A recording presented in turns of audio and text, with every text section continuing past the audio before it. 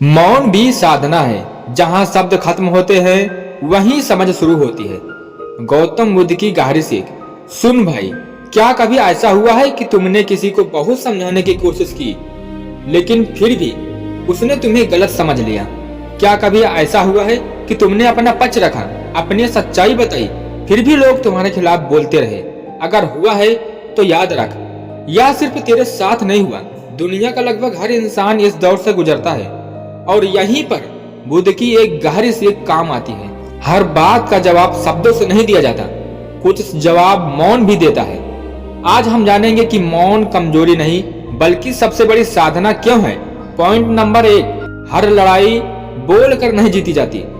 जब कोई तुम्हें गलत समझे तो तुम्हारा पहला मन करता है कि सामने वाले को सब कुछ समझा दो, लेकिन सच यह है कि कुछ लोग समझने की नहीं, केवल बहस करने आते हैं। बुद्ध कहते थे, जिस व्यक्ति का मन बंद है उसे 1000 शब्द भी नहीं बदल सकते।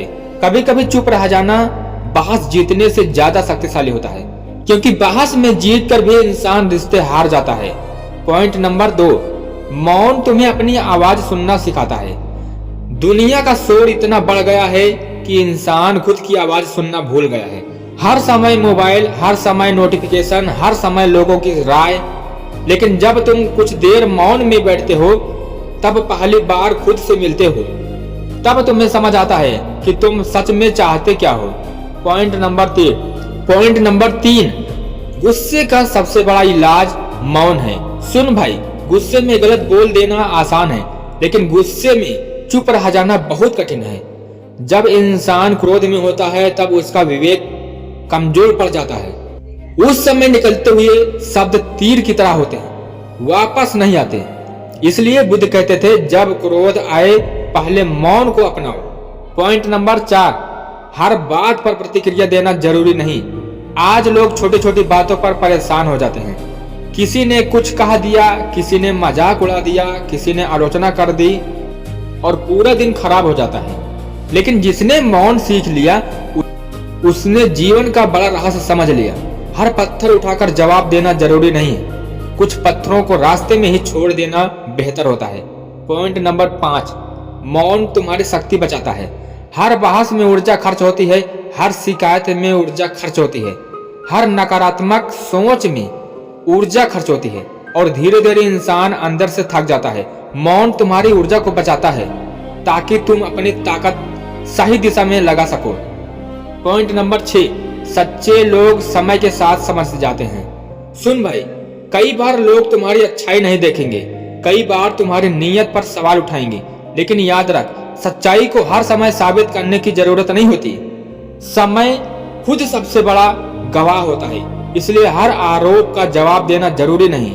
कभी कभी मौन ही सबसे मजबूत जवाब होता है। पॉइंट नंबर 7, मौन अहंकार को कमजोर करता है।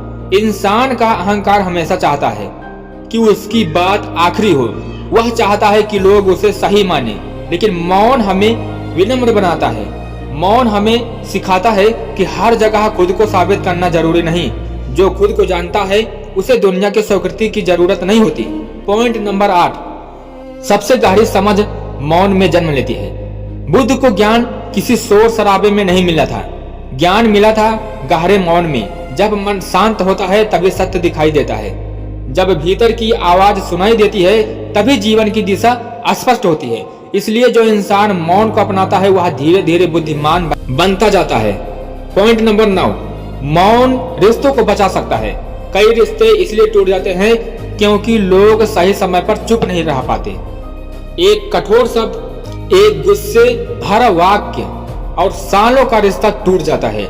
कभी कभी जीतने से ज्यादा जरूरी होता है रिश्ते को बचाना, और वहां मौन सबसे बड़ा रक्षक बन जाता है। पॉइंट नंबर 10, मौन कमजोरी नहीं है, साधना है।